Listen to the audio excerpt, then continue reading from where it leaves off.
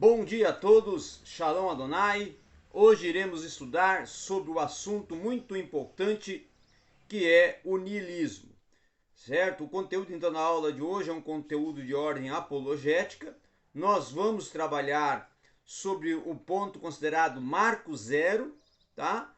Na ciência e principalmente na apologética, e vamos estar utilizando e estudando a proposta do niilismo, que é e não só conceituar, mas falar, dialogar sobre o niilismo, que é um assunto, é um termo, é um conceito trabalhado dentro da apologética, dentro da ciência e dentro de vários contextos e segmentos. Muito bem, antes de iniciarmos essa aula, eu quero te convidar a fazer dois momentos importantes para nós aqui no canal. Primeiro, é você se inscrever no canal se não é inscrito. Segundo, dê aí o seu joinha no vídeo, tá? Aí no canal, dê um like, certo? E terceiro, vamos colocar um terceiro aqui, compartilha, tá? Assiste até o fim, ajuda nós a crescer, a crescer, a crescer. Então o niilismo, mesmo que seja apontado como uma filosofia, o niilismo é mais um sentimento do que propriamente uma filosofia, tá? Sendo mais preciso, nós podemos dizer que o niilismo de forma alguma é uma filosofia, mas é uma negação dela. Por quê? Porque da possibilidade de conhecimento de tudo aquilo que possui valor, o niilismo está negando. Tá? É uma negação, então, da possibilidade de conhecimento e de tudo aquilo que possui valor. Então, ao avançar-se para uma absoluta negação de tudo, o niilismo começa e tem o alvo de negar até mesmo a realidade de sua própria existência. Em outras palavras, nós podemos dizer que o niilismo é a negação de todas as coisas, como conhecimento, ética, beleza, realidade. Então, no niilismo, nenhuma afirmação ela vai possuir validade. Nada vai ter significado. Antes, tudo vai se tornar gratuito, dispensável e apenas vai existir. Então, aqueles que permanecem, muitas das vezes, insensíveis pelos sentimentos de desespero, ansiedade e tédio, são pessoas e contextos associados ao niilismo. Talvez até achem difícil, muitas das vezes, imaginar que poderia ser uma cosmovisão, tá? Considerada até com seriedade. Mas, na verdade, é nada mais, nada menos que o niilismo. Então, o niilismo é muito bem utilizado para quem deseja compreender o século XX e o XXI, a fim de se experimentar e de se alcançar uma postura da existência humana, ou perante a existência humana. Por exemplo, as galerias de arte moderna, tá? Elas estão repletas lá de seus quadros, das suas produções de artes, né? Os seus objetos de arte, que na verdade são provenientes do nada. Porque artistas que se existem, eles mesmos negam o valor supremo de sua própria existência. Então nós muitas das vezes veremos mais adiante que nenhuma arte, ela no fim das contas, ela é niilista e alguns procuram incorporar nela muito das características niilistas. Tá? Então, o que nós podemos também considerar é que, por exemplo, Samuel Beckett, né? Vou dar mais um exemplo. Ao fim de jogo e esperando Godot, são exemplos exponenciais de uma arte dramática, uma arte cênica. Tá? A arte niilista de Beckett talvez tenha alcançado seu auge mais expressivo no Suspiro, que foi uma peça de 35 segundos que dispensa atores humanos. Então, você pode compreender que o niilismo é utilizado, é apropriado quando ocorre uma manifestação de uma não existência física palpável, percebível e até sensível, tá? Então, dentro disso é que nós podemos considerar que o niilismo ele é muito utilizado não só dentro da própria filosofia, mas em todo o contexto, tá? E aferições e manifestações. Tá? Por exemplo, o guia, o grande filme, né? O Guia do Mochileiro das Galáxias, tá? E o outro grande best-seller, O Restaurante do Fim do Universo, e o Universo e tudo o mais, tá? Criado por Adams, vai contar, vai descrever a história do universo a partir do ponto de 4 viajantes, do tempo que eles pegavam a carona, indo para trás e para frente, e pelo tempo do espaço intergaláctico da criação no Big Bang, ou a destruição do universo. Nesse decurso da história, uma raça de seres pandimensionais e hiperinteligentes, na verdade até vamos aqui apontar como considerado que eram os camundongos, vai desenvolver um computador gigantesco, do tamanho de uma pequena cidade. E para responder à questão fundamental da vida e do universo, esse computador, a que eles vão denominar de o pensamento profundo, leva 7 milhões e meio de anos nos cálculos. Então, por 7 milhões e meio de anos, o pensador profundo computou, calculou e por fim anunciou uma resposta de fato, que era o 42, sabe? Assim, um outro computador ainda maior teve que ser construído para descobrir qual era a pergunta final. E esse computador, que foi chamado de Terra, era tão grande que frequentemente era confundido com o planeta. Então, especialmente pelos estranhos seres parecidos com macacos, que perambulavam por uma superfície, né, totalmente ignorantes do fato do que simplesmente estavam fazendo, e faziam, nesse momento, parte de um gigantesco programa de computador, esses vão postular algumas argumentações. Mas o que é muito estranho, e até pois sem um fato propulsor de conhecimento básico, é que o momento crítico da conclusão do programa do computador denominado Terra e a leitura do seu resultado é totalmente inesperado. Por quê? Porque é demolido pelos Vogons para dar lugar. Ou seja, eles alegavam a uma via expressa estelar e assim qualquer esperança de descoberta de um sentido para a vida se perdeu para sempre, ou era o que aparecia. Então, todo esse filme, na verdade, toda essa peça cênica, essa arte cinematográfica, se tornou uma das maiores, vamos dizer assim, obras de artes nihilistas assistidas dentro do contexto cinematográfico mundial. Tá? E já uma outra questão também que podemos apontar, que Samuel Beckett, Frank Kafka, Eugene Ionesco, Joseph Heller, Kurt Vonnegut Jr., tá? E o Douglas Adams, eles na verdade trabalharam e sentiram ao escrever e a compor as suas peças e seus filmes e todos os seus contextos de livros, a angústia do vazio humano, de uma vida desprovida do valor e do propósito de significado.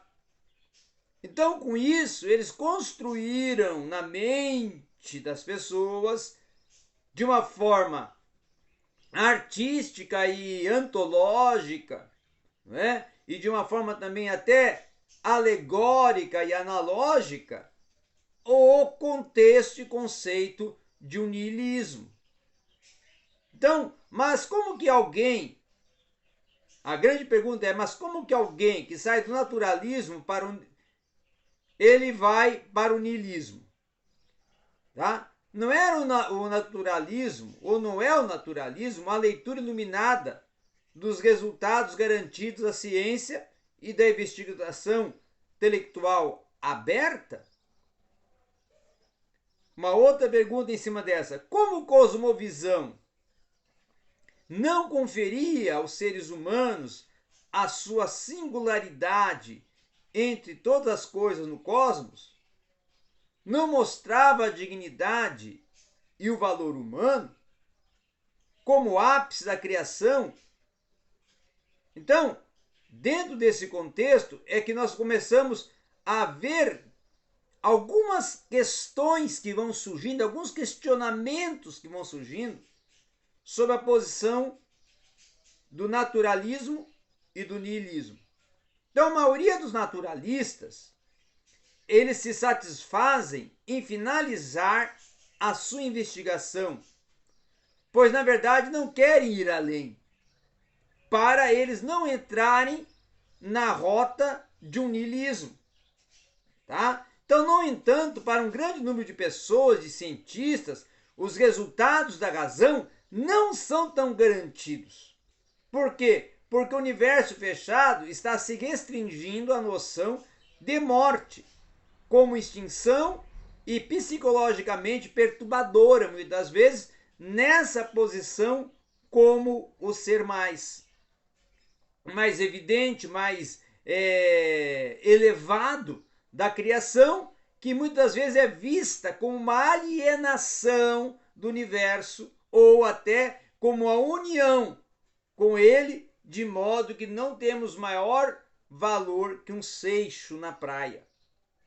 Na verdade, os seixos vivem mais que pontes que levam de um naturalismo que vai se afirmar o valor da vida humana, tá? Para um naturalismo que não o faz como exatamente se surgiu o niilismo. Então, o niilismo, ele não surgiu porque os deístas e também deístas os que defendem o Deus como criador, deístas os que são apropriados e desconsideram o naturalismo, pois o niilismo é filho natural do deísmo, tá? Dos deístas. Então, a primeira ponte e necessidade e acaso, ela começa a ser pensada que a primeira e mais básica razão para o niilismo pode ser encontrada nas implicações diretas e lógicas das preposições primárias do naturalismo. Então se perceba aqui o que acontece, e se percebe aqui também o que acontece ao conceito da natureza humana quando alguém considera seriamente as noções de que a matéria existe eternamente e é tudo o que há, e que o cosmo opera com uma uniformidade de causa e efeito em um sistema fechado. E isso significa que o ser humano é parte de um sistema. Muito embora às vezes possa não se compreender as implicações para a denominada liberdade humana, os naturalistas concordam, como vimos até em muitas circunstâncias do que já tratamos aqui, que os seres humanos são máquinas complexas cuja personalidade é uma inter-relação de propriedades químicas e físicas que ainda não são totalmente compreendidas. Então, Nietzsche, o grande filósofo Nietzsche, ele vai dar o braço a torcer e reconhecer a perda da dignidade humana. Tá? Ele vai dizer o seguinte: se alguém fosse onisciente, seria capaz de calcular cada ação individual antecipadamente, cada passo no progresso do conhecimento, cada erro, cada ato de sua própria malícia. Isso foi uma das postulações mais emblemáticas de Nietzsche. Sem dúvida, o homem atuante, ele é surpreendido em sua ilusão de vontade se a roda do mundo tivesse que parar. E ainda que por um momento, e uma mente onisciente, calculista, estivesse lá para se aproveitar dessa interrupção, ela seria capaz de relatar num futuro longínquo, de cada vez mais proporção, a descrição de como ocorre o giro de uma roda. Então, o delírio do homem sobre si mesmo e sobre a sua suposição de que o livre-arbítrio vai existir com um mecanismo de cálculo é que leva ele a algumas posições e defesas naturalistas. Mas muitos naturalistas, eles tentam sustentar a liberdade humana em um sistema fechado, que é o grande erro. O argumento deles segue essa linha. Todo evento no universo, para o naturalista, é provocado por um estado anterior de atividades, incluindo a formação genética, a condição ambiental de cada pessoa e até mesmo os anseios e vontades pessoais. Porém, que é preciso compreender que cada pessoa ela é livre para expressar tais desejos e vontades. Se eu tenho vontade de comer um sanduíche e há uma lanchonete e na esquina eu posso escolher comê-lo, se esse meu desejo roubar, não é? For de roubar o sanduíche, quando o dono não estiver olhando, eu posso fazê-lo, segundo a posição do naturalismo. Por quê? Porque nada restringe minha escolha. Sou eu quem determina as minhas próprias ações. Então, o naturalismo vai defender que a ação humana é defendida pelo próprio humano. É ele que decide.